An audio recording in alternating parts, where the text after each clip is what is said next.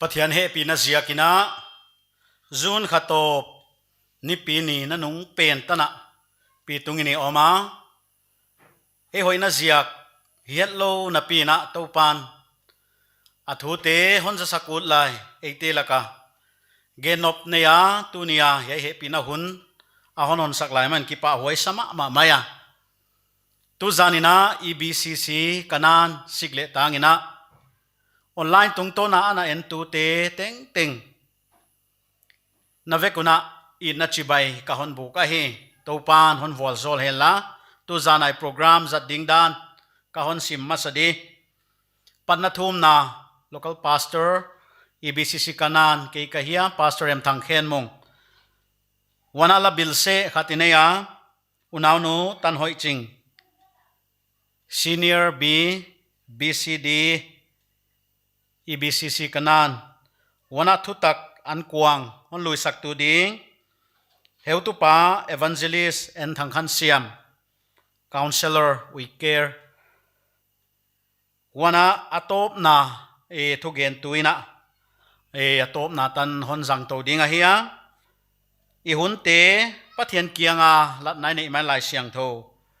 mun khat kon sim di pathian thuina ngai di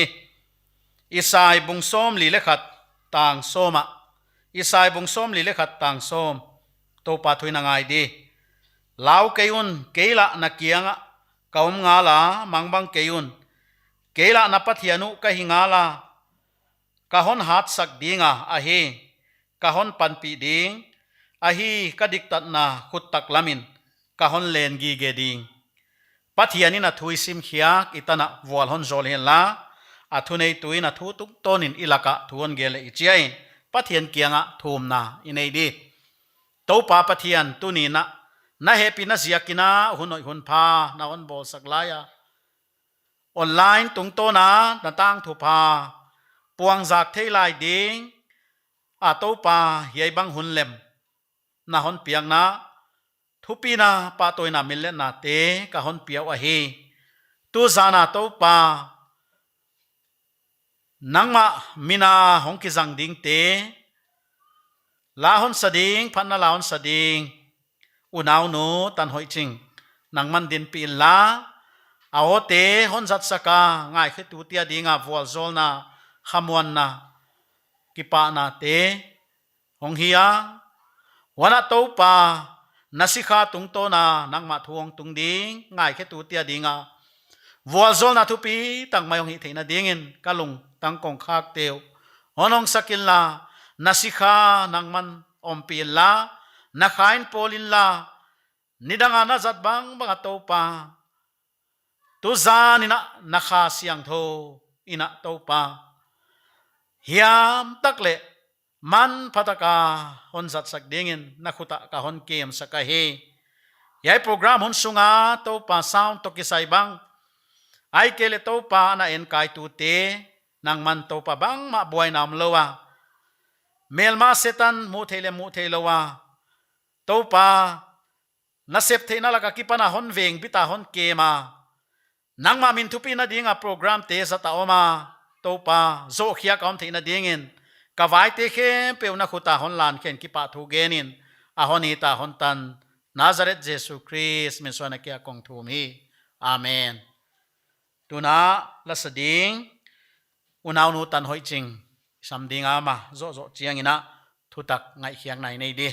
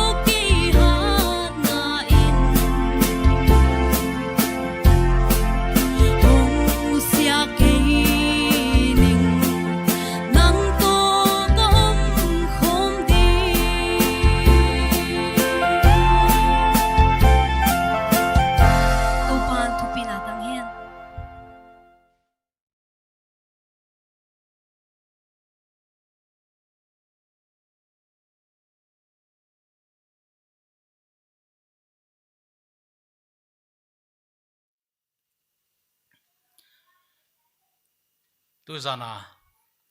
kanani BCC saina online na tan chin hoi gen na anangai kha khem peu topa volzol na ka hon dei saka topan hon volzol chiat hen chi ka thum na hi masa hi tu zanina tang khat lo na hi you are not alone tang khat lo na hi chi thulu pan sanina holim lengu thwai sa tang khat ichi tulaya dinga thumal poimo mama ahia tulaya common mama thumal khen khat tu isolation ke chi khonga hia tuam koi tuam khum hoi zekina thumal common mama he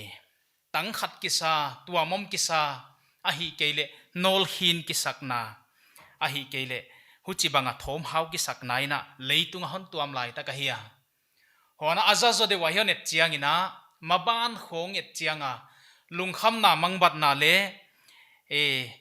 mabana jing chiang kia hi phet loina tu kum hong pai zel di khong le hunong pai zel dia khosak na di tan pha ling lunga ya lungkham banga mi tampi om huna hiya i ngai to chiangina maban di mial bek buk hile kiloma idin na khovel tu hun takhidin ka ging ta hun dang sang mai le mial zo hile kiloma akilat na huna hi oi zekin hiai huna ging tu tam tak te bang thom hau le tang khat kisa pan pi be kisa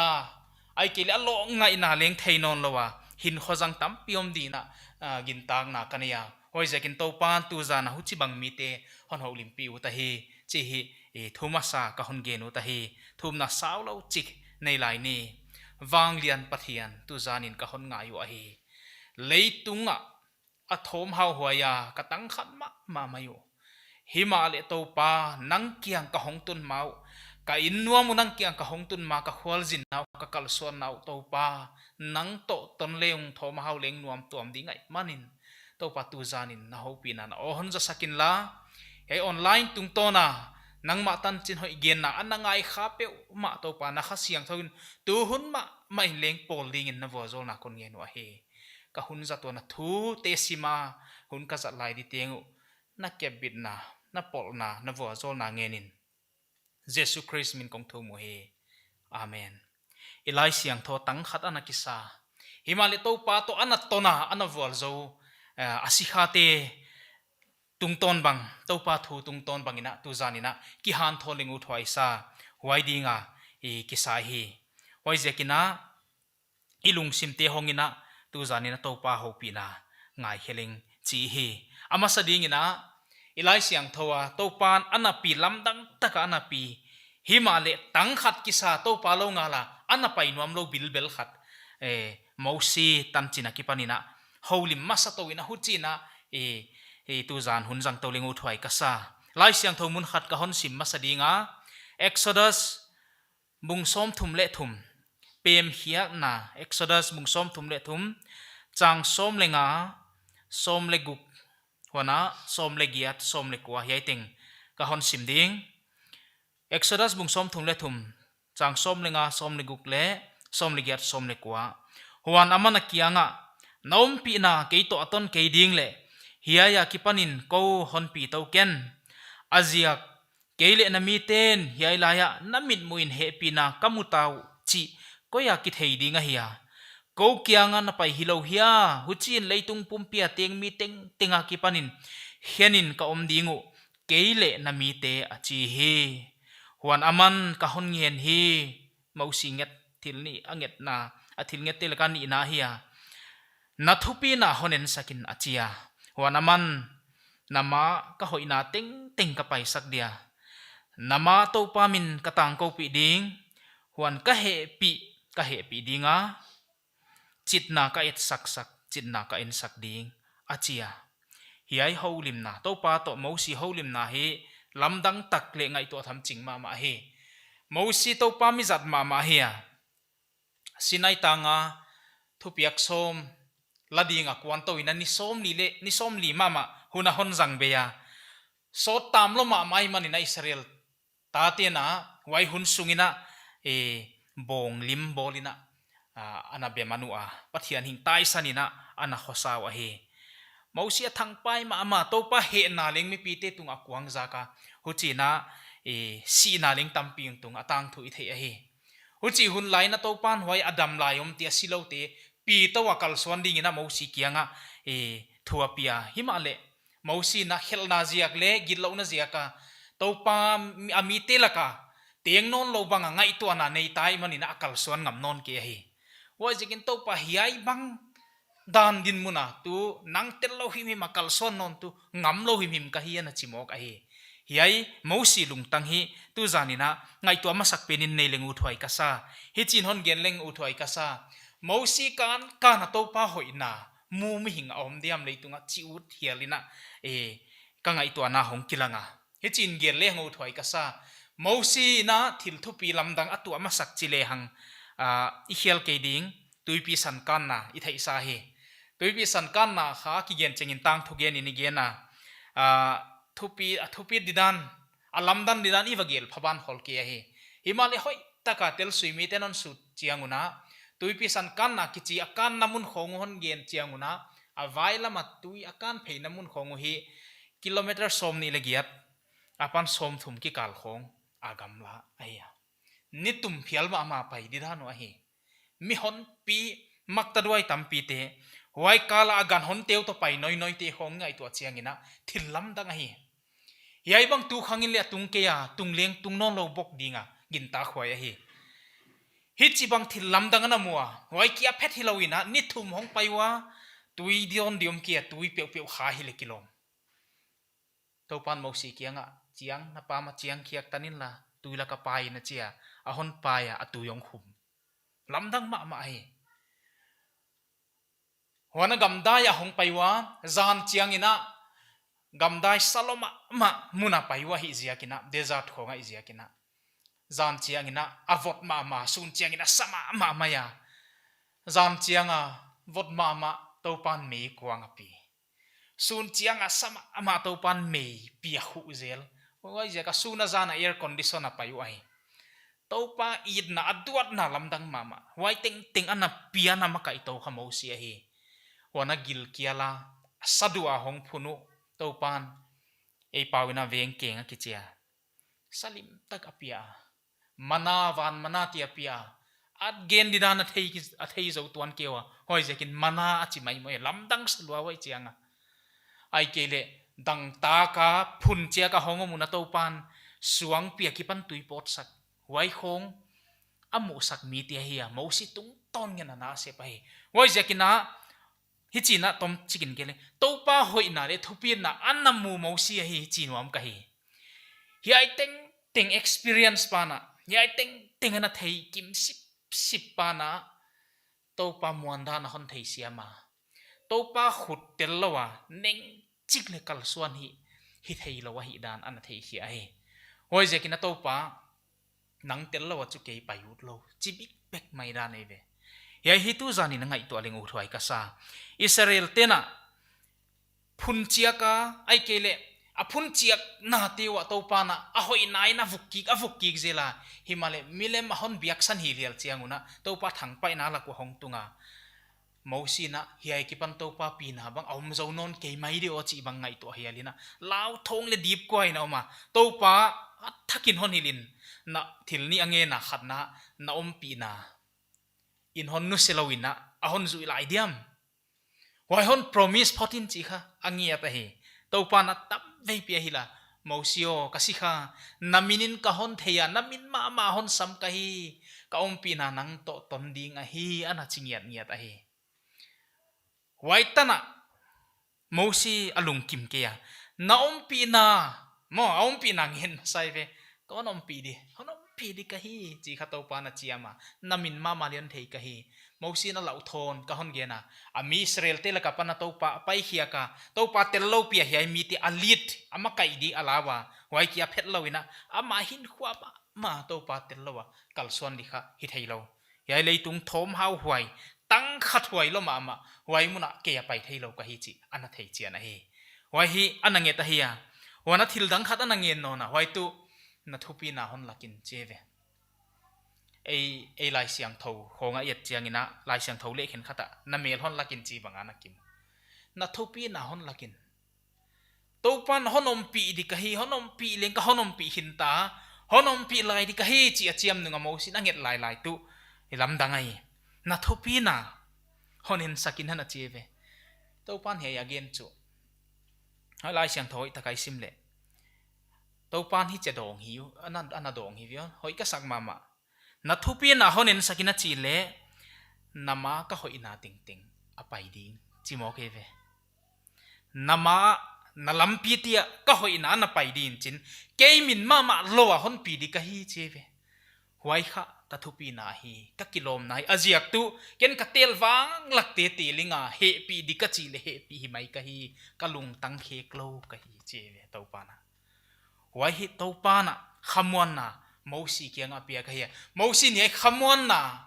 to pa ki pan azak taka kha bang za tain thoma wain tang khat hoi le le pai ngam ta di pai to ta di chia kalon suan ngam pa na hi tu ni na ka ngai to tu lai khovel sema ma lungjin huai ma hinapin mi tam tak te na to pa tel lowa pai thei di ana salai lai pol ki oma hi thom hau chi hanga ai kele tang khat ki sa hanga mangbang ki sa hanga maban yet chianga mol pi kalwal lo ding pho khadi hileng kilom ai kele mei pi sa pi phut pai le thei wal lo ding pal kha bang mai khovel oma mi mal le kwa ma thei pi lo lung kham na to yom lai na tam tak ten to pa nang tel loin chinwam tuan loina ki khut dotin hin khwai jang te mo ka hi ya hi lam dang ma hi tu zani na ki ngai to ling u thwai sa to pan ai na hon la ku lo hi loina ikianga payu lo hi loina hon ton pi u lo hi loina ima ban ding a khwal lo hi loina tun eiten isap lo ziak bang ilunggul lo ziak bangina tang khat takina iom den ahi khamai thei ahi ya hi mausi akipan sin lai lama amaling u thwai sa ka hi mausin bel ahun paisa et main leng to pa pina alam dang akichian hun to ka hi wai huna sakei to pa oza ka mabana to pan hon ton pi dia hi chi tuai to ki pola pai ngit nget alunggul pe na nei ahi tu zani na ngai khe tu ten wai ilunggul ma hong hi le it u thwai ka sa i lo anaki sabang ai kele hiai leitunga lamet beima ma anaki sa mihing kitam ma hi mihing kitam ma hi tunina mite counseling kana bol zela tam tak atam zote na igen te lakwa le ilung kham naw mihing te lung tang tonga ke te la omgi ge ya ke thei chu thom hau tang khat ki sa adia kai lung khama mangbat na yon to chianga hon nga isak omlo hile kiloma hin hua izat pen huai lung tang ngai to nai nei te khonga hi mi hingin I thuak la pen ikim pama mi sang so mom hen lan mi ki phono in no hen lan en phu kha zelina alanga hon sep len le leng thom hau taka hin hua zat thei ve ai bangziakin ilung tanga lom hoi hon pol thei hi ya lom tia hi mok ke ya aziak tu taksa mel kimuina lomina ki pol theya lung tanga lom tak taka hon pol thei jesu christ pathian chawai ima ban lenga theya ihun paisa lenga theya huaya ahong tung dinga theya tang to na khuta toy ai manin ama to lom hoi yong hi chiangin tang khat hi na be thei pa nahi hoi zekina ya to pa si kha mo si akipanin sin lai na 18 ling inget ilunggul hi to pa ompi na ahi kele to pa thupi na ama to ton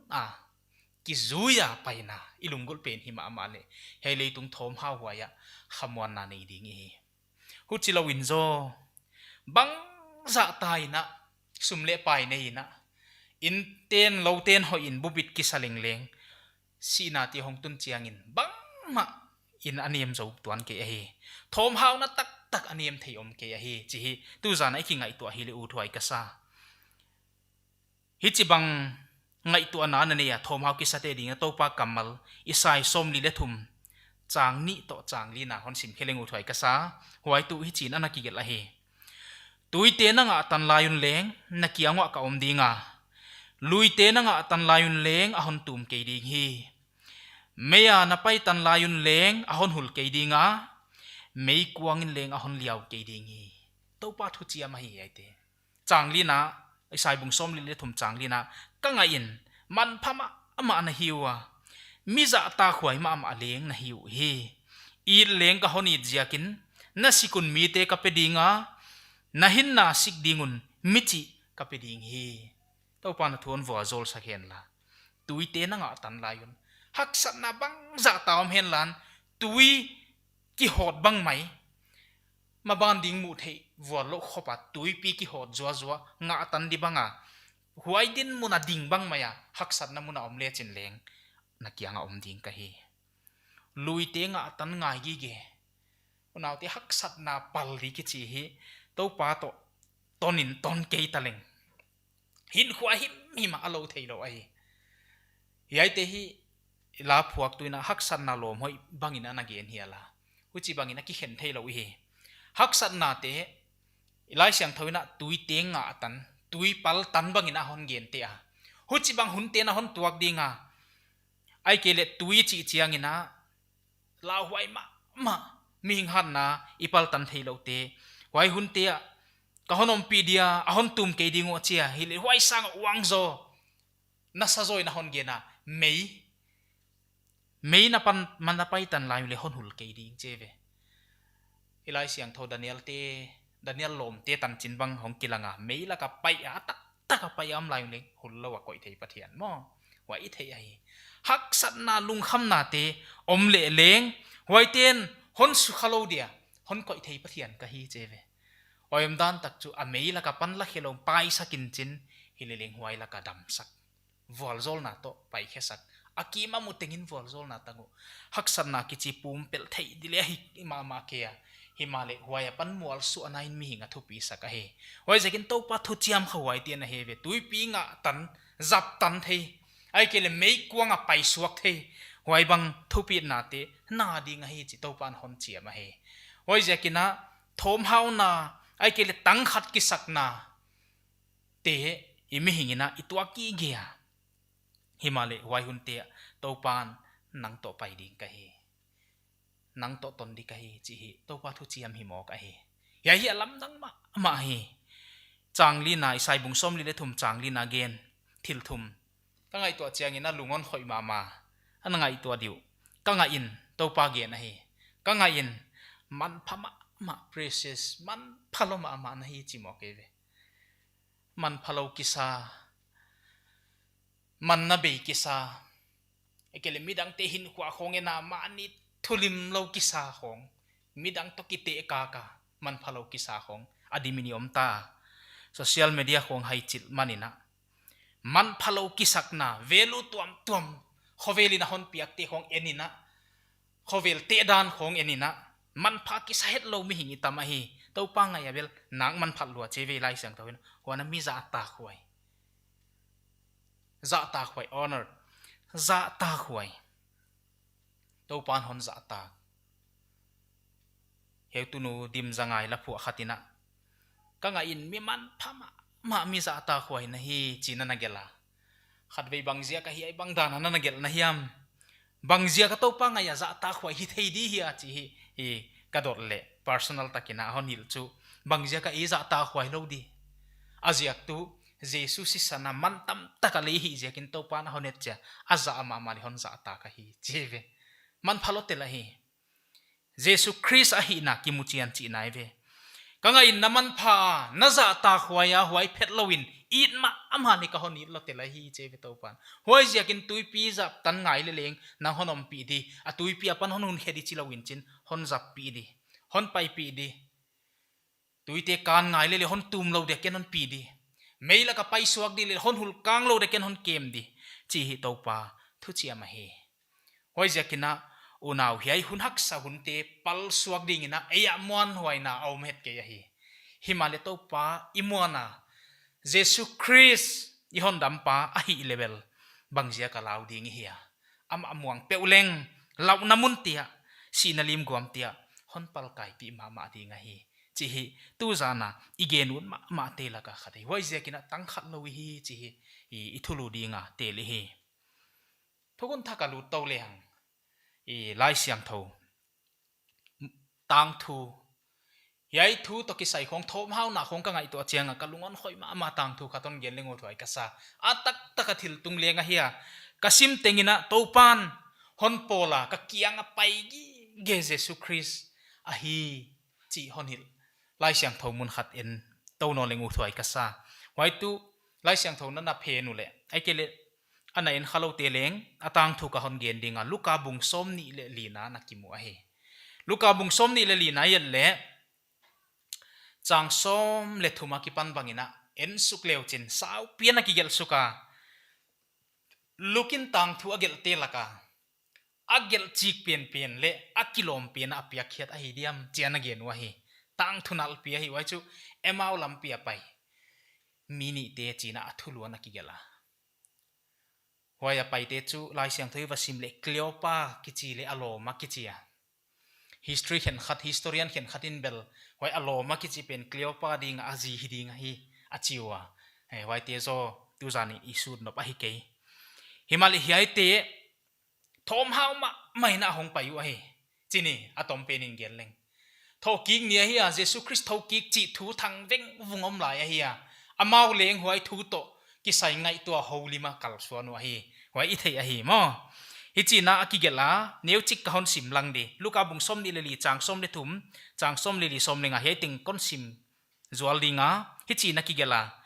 huan nga in huai ni ma main alakwa mi ni huwa khat emau achiwa aho de kwa huai khwa tu jerusalem khwa patin ching som gu ka hiya huan thilong tung teng teng again khom zelwa huan again wa akisel layun jesu ngein ahon zwana akiangwa apai samta lamdang mama hi hei tang thu kha ngai to le hang tho king ni hiya thuleng veng vung tampio ma jesu thoki ka chi polo manung zui khen khaten jesu thoki ta chiwa khen khaten muang moi na thugen nu e ging lelina awmwa huchi hun laina hiai mini teleng emau khwa zuani na ching sagi khong jerusalem apan gamna lo chi na hi ni taklam lek tung tun bat na didana hi wailam zuani na hong pai wa tho ma wa a holim now tu bangjia ka de omo hiai jesu christ I hon dam pa di chi hiya ama hi chi banga hong si mo chi khong le ahan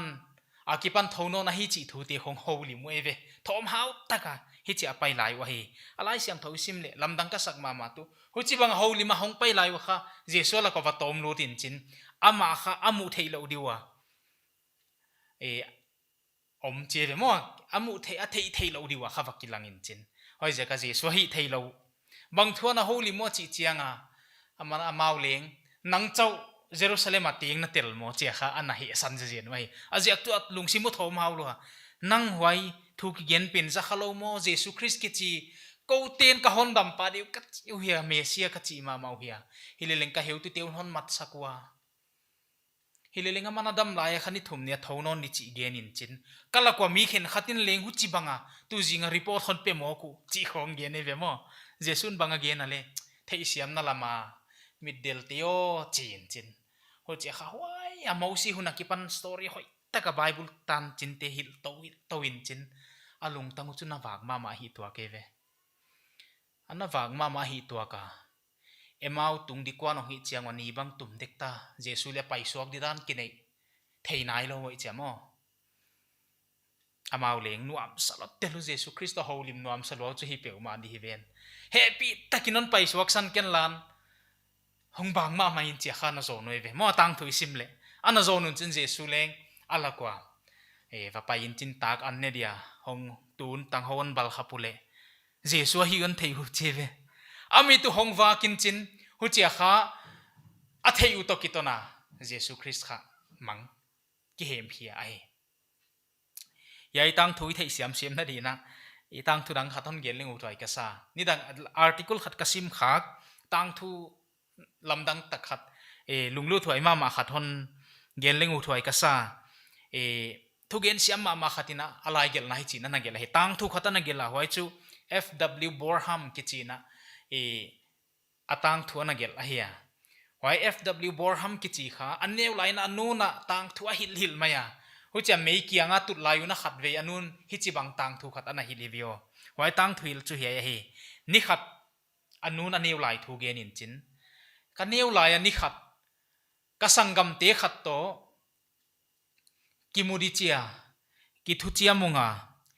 Saint Cathedral Church kichi mo Canterbury Cathedral lian ma biakin lian ma khat huai mun akimuni chia thu chiam nei un chin train atuang zen avatai vengin huai mun watung awatun chianga kha asangam pa akazin hong pai ngei lo hong pai lo chianga kha ai nun khanga ngang mai hilele hong pai non lo di hita inte che thom hau taka kik mai di akisak laya kha pasal pil tuang mama khat spek bul fel tuang mama khat wakianga ba pai che pai chin bang hi na hia chia wakanin aman leng atan chin gen in chin aman le hong pai di na chim tuak lo chin abiakin vel pi cheve abiakin thu pi lo ma mai chianga wai mi pa mi pil ma tek sim ta wai mi pan kha abiakin ki bol dan bang aswang ki jangte avan ki jangte khong mo ai kele hiai aki bol na dia mi pil ki jangte khong apa na bana hil cheve bang chi banga ki janga bang chi banga hiai biakin anakilam hiam chi khong hoi taka explain bolin chin mi ki home thei diza ai kele bang chi banga hiai biakin hongding hiam chi khong a history khong architect mo paidan khong hoi taka kilam dan aswang ki jang te tan pha kha hoi taka explain bolin chin wai no mai nun kha wai pa pi thugen tinga chin nuam sama mai cha nung zui mai atop topa again di ting again zo wai pa na e nusia in chin banggen hiam mi chile akat a visiting card khat dok khia in chin wai nu mai nu pia in chin paisan eve kon paisan phot dio hun kanei non ke cha paisan nu mai nu leng wai en non ton lo in apal sa guang in chin train atuang in akazin ong painon lo sangam pang painon lo chia kha amale in lama pai train ai lusuko mai cha pai komin bangjia ka hong pai lo deo chi khong ngai toin atopa chu dam lo zia ka hong pai lo hi chi khonunga thei mo cheve le train in lama pai ki ka kha wai mi pan a visiting card pia kha banga hi mim deo chi avai lai jang le ami ngai sang ma Charles Dickens kichi mo ni danga tang thugel siam A Tale of Two Cities chi khong anagel mimin thang ma khovel pum pia tang thugen siam pen siam pen chi anaki gen a hi wai mi pa na hi aman nang ngai sang lo ba ama wai mi pa ana hi mai ma cheve aman kha adam sung am ut pen chi phial leng hiai mi pa mukhaleng glung kim di chi bang khopa anaki ngai tang thugen siam wai Charles Dickens anahia mai zen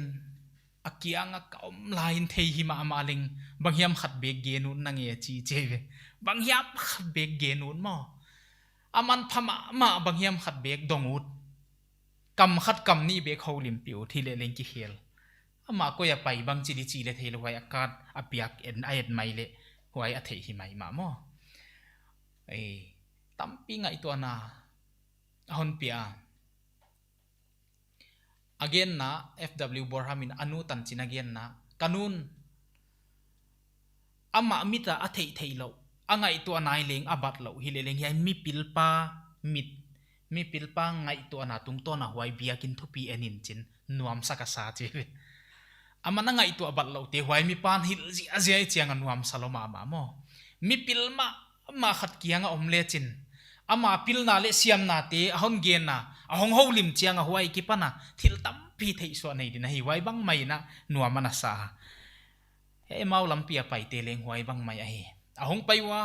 thei siam wal lo di mo ngai to na leng thei siam wal lo di Jesus Christ in again ni thum nia thonon di kai chi khong hiai te khong khang thu khong to sut pia Jesus Christ na ton pi chiang a kha nuam saka sa hilele thei siam zo di le hilo phial khopa kha ki pa na to ki dimu huchina ami tu hongwa kin achiu le Jesus am non lo on ki hong ki ngai to on chin huai a hong pai tu nga ahon holim pi akipanin ilung tanga hongwak ma avele mo chi hiaw we ve khonunga ilung tanga hongwak ma avele mo ilung tang ahong nuam tuam ngut vele mo chi we ve tu zanina yai thua na ngai khaten ngai to vek veng lengu thoi ka sa unaw athom hau huai emau lampia pai chiat hi hak sat na tuak lo yom ke mi malini tuaka in kwani ni tuaka nu pai ni tuaka nungak tangwal te ni tuaka anaw pang zadeu ten la mau level hak sat na tuaka wana sap tuama ki jang te ni tuak pastor ten le nei lung kham na tuak lo him le tu ngayom ke thom hau na lampia pai hi tang khat hi himale hi ai ilampai na tia ahon ton pi ahon kalsuan pi aom pi na ahon lakuta athu pi na imaya paisak wai jesu christ thei chian le hang e chi ahonunga ki hei ki ka kisik vunga hin khwa en ki ka la ki thei la hinon lo khi tuiluanga om lo di hi tu na ikal suan na teng kal khat isuan tenga leng alung lut ma le ki thalom ma jesu christ ma hi chi thei leng u thoi ka sa thom hau huai isak namuna ama omgi ge hi ama omgi ge hi huai hi tu zana i message thu pi pe na hi to pa ikianga apaya i theilo kala ikianga i holim na tia na ngaya kwa man ikianga omte isung kon tele ilom nai pen ichi in leng a thei bulo hei lung tang to ngai lung gel teng teng leng a thei sip ikianga om khatoma hi i khoi khathei ke ya imitini mukeya himale i thei theya ilung tang hon long theya ahon holim pi gi ke he hileleng ingai hiak angaya ilung tang ipiak angaya he wai zekin hi jesu christ ikianga hong pa ya he ya emau lampia pai te tan china ki gen chianga lamdang ma lung tangon khoi kha khat chu kleopa ki gen na alom pa min ki get lo hi vio wai khalam dang ma ka saka hi wai zekina thugen tu min thang khatin tu bangzia ka kleopa chau ki gela alom pa hiam alom nu hiam pen min ki get lo se ya mi chile alom nu pen hiam alom pa pen hiam nang na kibul theina dinga lukin amin na gen lo hi dinga hi achi hi la hi aziak chu khen khatin hiya ya kleopa to pai khom pen mari kichi jesu cross aki khaya akianga ding telaka khathi de ging ta wai ve himale lukin huai gel tel lo se bangjia ka hidio achia pastor khatin tu bangjia a hidia chi ka ngai tuwa ka gin tak tu kleopa le nang na kibul theina di mo thom hau taka huai lampi na pai lai thom hau na lampi na zui lai tang khat kisa na kal son na khovela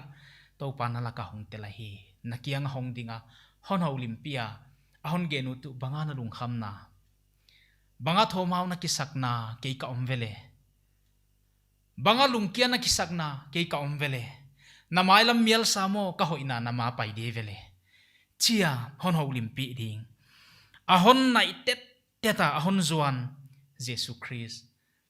i thei na ding a hi zo hi hoi zekin huai min ki get lo pen nang ki but le chin to pa na hak sat namun tia lunglun ma hong kal suana hi chi na mu thei na ding hi hoi zekin na unaw te yai hi tu zana igen watut ma hi thom hau na lampia ie mau lampia i tang khat namun tia to pa ki thalop ma mai na ahong pa ya ahon sukha kha ahon het kha ten leng ahon feel pi bat lo lung tang tonga ngai tu ana ting a leng ahon thei chian jesu christ ikiang ahong pa ya hi ama to holim pe uleng aman hun paisa le gen theya tu na thei chian ma hunong pai ding leng ma khu ta ma hi muan hoi ma hi ama to iton chiangin i thom hau na te hong bei thei zela lung muan na inei thei zela hi iman phat na to pan hi chin leng anage na mathai bung som chang som ni le kwa pan som thum le khatai china na kigel kolgin ni dal dang ka khatina zuak zelu hilo hiam himal al kwa khat leng na pau thei lowin leya ki ke ding na samjang teu na ngon leng sim ve ka hi wai jekin law keun kolgit tam pi sangin naman phazo a hi yai lai siang tho bang khamon hoi ma isa hi kolgit ni dal dang ka sum velu ni am pen dal dang ka khata ki zuak hi le leng hoi te la ka khat chau le to pa thei lo mang thang ngei lo chi te le ve a velu nei lo tu la ya e gambanga kolgit man chi ki thei lo a ki zuak lam mem le ki thei ngei lo man na be ai koi vasate la ka khata hi hi ma le to pan hoi te na san leng a thei lowa mang thang khat lengom lo chi te leve wai je kin na sam jang tiu na ngon leng ki sim vek jing kalai sam kian ni khatai sam jang kia leng i thei ngei ke hi sim di chi leng leng ining ki tel di ai himalai to pan neng chik leng a thei lom lo tu nia na sam jang ke za thei hi na pian na kipa na tu ni ta na sam a ke za leng thei hi to pan wai mi pan na lung tanga he na lung tang tonga na nat na te khong na ngai tu ana na khalam dam lo na te khong thei lo zen zen lo hi ama na kianga paya hon khoi khauta hon hi damuta hon haulim pia hon chidam sakuta hi wai je kin kol gi tam pi sang in nang man phazo hi lo na ya mon che lai siang thawina kite wal di leng hi lo khop to hon te hi man phalom ama na hi chi to pan hon ge nun na hi wai je kin unau te man pha hi to pa it na thuk lo hi chi khong tu ni na ngai tu thak thak leng u thoi ka sa lai siang thaw mun khat kon sim lai di ka tom na ding ina hebru te bung som le thum changa na en lai leng u thoi ka sa hi chi na ki gela nom dan gam tat du am na tel lo hi hen na nei za zawa lung kimun ama ma in la ka hon no se ngei ke dinga ka hon tai san ngei sam ke ding achitanga la na om dan gam tat du am na tel lo hi hen na khosak na danu na om danu du am na tel ke hen cheve to pan thu piak ilai siang thau nei tu le rom te a pol thu gel te hi tale lai siang thau mun dak adia kin thun thaka thu piak som te la ka khat aki emphasize a aki gen uang awai chu engken che hi engken che ki gen tamma ma polin ha gen ma rom te bung sagi na khong ale gen lat example again chu engken no en na hi a hona timothy lai kha khan na bunggung na khonga en na zia ka du gol na mi te buai na tam pi to ki sun pilot tel te na mi sun pilot leng sun pilot tiktok leng tei pi so mi na mi khat sun pilot le chin so atang na diam lo be da thwai lung kham hoi di dan hing lai ta le bang chituka lung kham hoi hi di hoi bang khopin midu am te atan wa lung kim lo te buai na tam pin akisun pilot tu chi ai he lai sang thoi le ge na na om dan na gam tat teu duam na tel lo hi cheve duam nai na mi te alimit hon nei sakke ya ahon ki control sakke ya chi tak na panan pial saka hi to pa hon za sakke ya to pa hon sim mo saka to pa de lo danon gam ta saka hi nan nei za zawa lung kimun achia bangjia kin aman ahon chiam khatoma ka hon nu sengei ke dinga ka hon tai san ngei sam ke ding achinga la helai siang thona gen no phia ve hau sak na thu pi pen dei ding le nei ding a thu pi pen bel to pa ikianga om chi hi le la hi che thil dang hi lo mina sum indim nei hen lan nek seng lo ding nei hen lan tu zani na hin na la ling banga chi dia le chi to pa jesu tang thu ge nei ve man na be di mo man na be di hoi zekin du am na ti khong le na nei lo tan de ya na tai sangin na kianga om aman phama ama topa ahon nu sengei lo ding a thu chiam te thei chianin hoi to kal suan hi le chin lungkham na na nei tam pi te lungkham nang an hi lo khading a he he topa thu chiam en leang thu pi ka sak ma chu ka hon nu sengei ke dinga ka hon tai san ngei ke ding he bang ka ngai to chiangina topa thu chiam e ve topa ta ton na chu za lak lo di chi na hi mai mai vai mo sin hi ai ve thei chat i patung again topa nang non ton pi chi thei ke leng mi te la ka tuam ka hi naw le na mi te ka hi naw ki thei hen lo di hi che via lo te la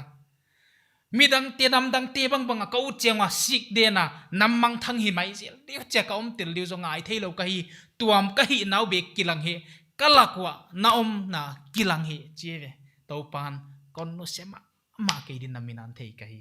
hon tai san lo di ka hi che ve wai chi ta ka mo si lung kim no te le ve unaw tung kai thuk takin ngai to le to pa na kianga ton to pa nang to ton na kianga pai te hon no se lo di chi len kipin huai to kal son le chin mo du am na te na nu se thei dia en na te na nu se thei dia midang to kite ka ching lo ki sak na te ki sak thei na te na nu se thei dia lungkim na hon nei thei di kai nan hin na hi ya kon nu singei ke ding ki chi hi thuk takai va elle lai sang thok sun mi ten double negative ana chiwa greek banga me I will never leave you chỉ đi đàn này alet đi đàn tắc mo con nu sengei ma cái đi double negative yai sanga a negative gain what đi đàn om non lo akichi na lai siang thawe ve ka hon nu sengei ma cái đi a hi thei cái đi chỉ na hi hon nu se lo hi mem di ka hi chỉ na hi hon nu se mangi ma lo đi mo thili thei lo hi con nu chat đi chu chỉ đàn này ve Jesu na John bung som chang som ni ligiata ki man tang ton hin na ka piak te kwa man ka khutapan hon su thei lo dia chi mo thei lo dia chi khan never hi thei ma lo di a chi na hi yai da na Greek pawa hi thei ngai lo di chi mo an again wat kha yai mun te khong a hi hoi jekin ka hon nu se ngai ma ke di hon nu se ngai lo di ka hi chi to pa thu chi ame ve tunin Jesu Christ hon dam pa sanga ama hi chi ki thei chan ti khong dia ka di bangin chu bang zia ka lung kham mok ding hi to pa thu chi ama thu pi lo vele to pan hi ai ti khong pia ke vele amok maya hon he nem hi loina atak taka ki chi ama hon ge nei vele mo unaw te hi khong hi tu zanina ki khamon thak na hi ma amali huai ka sa ka chi bangina iten na khovel ilai siang thoina hebru te bung khat na khonga lenga na gen khol hinta puan bangina hong lui di nga hong ki se yai hi di ana chi he puan banga lui ya chi se se puan na thak ni khatina lui ngei ke ya akum hong pai che na hong lui bangina iten na khovel au pata a hong lui deu nit tengina lui ya i lui te khong en nun lan i gam te khong gam lak khong wak diu a lui a hi a hong se di puan sil bangina hong ki se dia chita aki sengut ta hi male ki sengei lo di bel to pa chit na te to pa hoi na te a hi hoi jakida hi ai amial bek buk ikal swan na tang khat ikisak na thom hau ikisak na le pan pi tu ding be ikisak na bang honam ban yet chiang ale lamet na ding leng om non mang lo hi le kilom tuai lai kam jong tia di bang aling sep ding ko ya bang chimu ding hi chi bang khovela nek ding bang chimu ding chia hosak na leng aki se gop aki chim gop bang anaki ngai to tampi leng om tadin ka ging ta hiai nan na hi pi te khong jiak ma in leng wana hiai ting gen lo mimal taka hak sat na to tang khat ki sa lung kham leng om din kon ging ta unaw to pa kamal tu jana hon gen khiak te ngai to thak ni to pa thu chia ma thu pi hi hon nu se ma lo di ka hi chia ikianga hong paya bangana holim na bangana puak nat chia ahon holim piuta alung lun ma to pa nei hi chi tu jana iki he nem na hi ya hi ko hiam khatina hong ho a i hak sat na hon thei pi lo a thil tingong hoi na dia hi chia kam sia ma hon he nep thua hi ke ya leile van bol pa thil teng anuam hak sa hong thua ka sikha hi na si na hi hial tan ali hong thua ka van tung tan adop to wa thil teng anatuak Jesu Christin athu chia ma hi hon nu se lo di ka hi a chia hi hoi jekin hi ai ti ki he ne mina tunin tang khat iki sakna ai kile thom hau iki sakna pan ding hi na to pa to holim ne ekianga pa ya hi den chianga khonu ain ki ka hoi la ya zo ana holim pi zek ana thei siam ling hon holim pi hingut ve o chia la asap ki theilo hun te ya yom sangina tu dakal tu hun ma 2 minute ma ling to pa na kianga pa ya hon holim pi u ta hi namit na si hiya ai ken lung tang ngai to na a to pa hon holim pi di gen di le na gen nop chile chin lenga o za mai ding na hi tunin to pan hon vol zol hen la tang khat lo ka hi chi ngai to na to i hun te nana jang ni to pan hon vol zol chiat ta hen hai tan ni zo dinga thum na nei chiat i nei dinga ki hum chiat ding wang lian pathian tang khat le taga dinga hon de ilawa na tapa Jesu Christ sola Emmanuel pathian kaute a hong teng nang nahi manin na kiang ki pa thu kon gen wa he kaute to om na tela kaute to kalson na tela to pa ka thom hau na mun tewa a hong de la ho limpi nang ka hon nei manun to pa na kiang ki pa thu kon gen wa he na thu chiam na lai siang tho kamu bangun tang khat het lo hei leitunga nang to tonule ka tonule to pa lung muan na to kidima kal suan thei ka hi danule hak sana bang teng hong tung le leng to pa nang to tona mol so ding ka hiu chi muan ngam na ka nei manun to pa na kiang ki pa thu kon gen wa he tu zana hiai thu gen na nga hi a thom hau khamwang lo tang khat kisa beidong kisa le pan pi be kisa om le to pa